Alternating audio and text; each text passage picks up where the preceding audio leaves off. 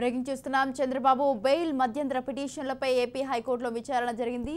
పిటిషన్ల విచారణ నుంచి జస్టిస్ జ్యోతిర్మయి తప్పుకున్నారు. చంద్రబాబు పిటిషన్లను విచారించలేనంటూ నాట్ బిఫోర్ మీ ప్రకటించారు న్యాయమూర్తి. మరో బెంచ్కు పిటిషన్లను అప్పగించనున్నారు చీఫ్ జస్టిస్. దీంతో విచారణ ఈ నెల 30కి వాయిదా పడింది.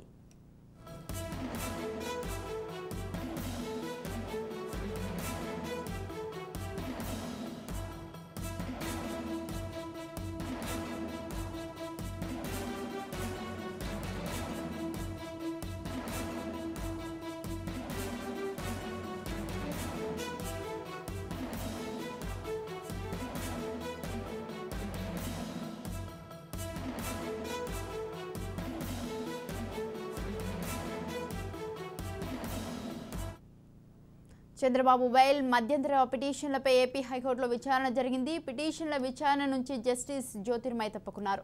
చంద్రబాబు పిటిషన్లను విచారించలేనంటూ నాట్ బిఫోర్ మీ ప్రకటించారు న్యాయమూర్తి. మరో బెంచ్కు పిటిషన్లను అప్పగించామని చెప్పారు చీఫ్ జస్టిస్. దీంతో విచారణ ఈ నెల 30కి వాయిదా పడింది. ఇక ఇదే విషయంపై మరింత సమాచారాన్ని అందించడానికి మా ప్రతినిధి గాలిబ్ ఫోన్ లైన్లో ఉన్నారు. గాలిబ్, చంద్రబాబు బెయిల్ పిటిషన్ పై విచారణ ఈ నెల 30కి వాయిదా పడింది.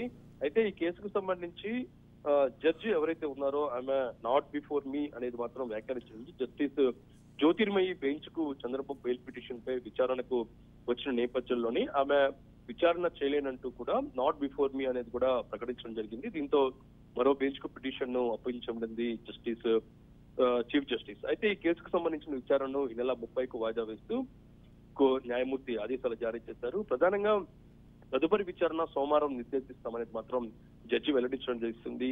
ఎందుకంటే నేటితో వెకేషన్ బెంచ్ ముగిన నేపథ్యంలోని డేట్ మెన్షన్ చేయవద్దు అనేది మాత్రం జడ్జిని విజ్ఞప్తి చేసిన చంద్రబాబు తరఫున న్యాయవాదులు ఏ బెంచ్ లో విచారించాలో అనేది మాత్రం ప్రధాన న్యాయమూర్తికి నిర్ణయిస్తాము అనేది మాత్రం చెప్పినట్లుగా తెలుస్తుంది.